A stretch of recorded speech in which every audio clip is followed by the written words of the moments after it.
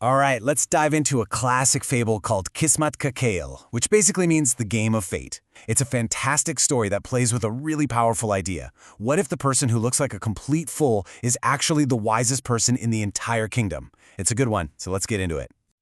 So, right off the bat, this is the big question the story asks. Seriously, could a so-called madman really be the one to save the day? I mean, your first thought is probably, no way. But this story, well, it really makes you rethink things and look past what's on the surface. Okay, so our story kicks off with a king. And he's a good guy, a good ruler. But he's got a huge problem. He's got a whole court full of advisors, but he's never felt more alone in his search for some real answers. And here's the thing, the king genuinely wants to do the right thing for his people. The issue is his advisors. They're just a bunch of yes men. They tell him exactly what he wants to hear, they praise his every idea, but none of it feels real. So he's surrounded by people, yet totally starving for some actual wisdom. He gets so fed up that he just heads into the forest, kinda hoping for a sign. And it's out there, deep in the woods, that the king finds someone very unusual. A man who is about to turn his entire world upside down. So the king comes across this guy just sitting under a tree, talking to himself, totally in his own world. But when the king listens closer, he hears the man make this wild, bold claim with just absolute confidence. He's not just daydreaming, he's stating a fact. And for the king, this is a huge moment. He's thinking, am I listening to a madman, or is this something else entirely? And right here, you see the big split. The courtiers immediately see this guy as a threat. He's an outsider, He could expose how useless they've been. But the king, who's been desperate for something genuine, he sees potential. He sees a spark of something totally different, and he doesn't care if it's madness or genius. He's willing to take the chance. So he brings the man back to the palace. And this, my friends, is where the story really takes off.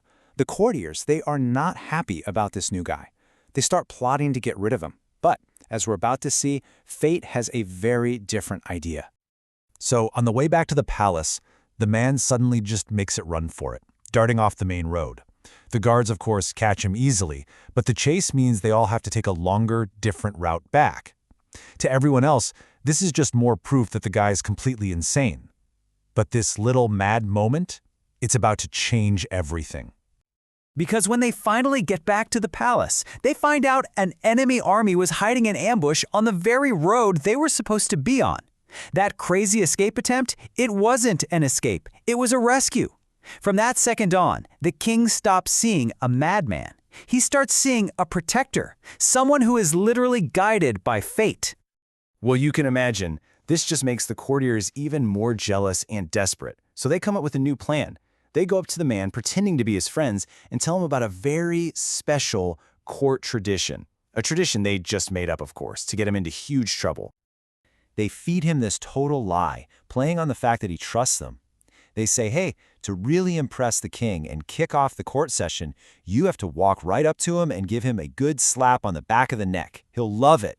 And the man, believing they're his buddies, says, okay, sounds good. So the next day, in front of everyone, the man does exactly that. He walks up and slaps the king, knocking the crown right off his head. But as the crown clatters to the floor, a deadly scorpion crawls out from inside it.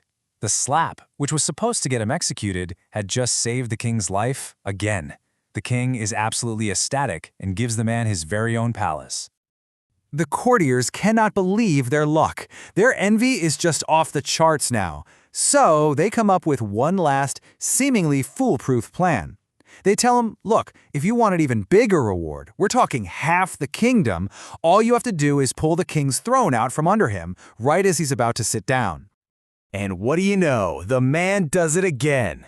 As the king turns to sit, he yanks the chair away. The king stumbles, but doesn't fall. And when he looks down at the throne, he sees that one of the legs was broken.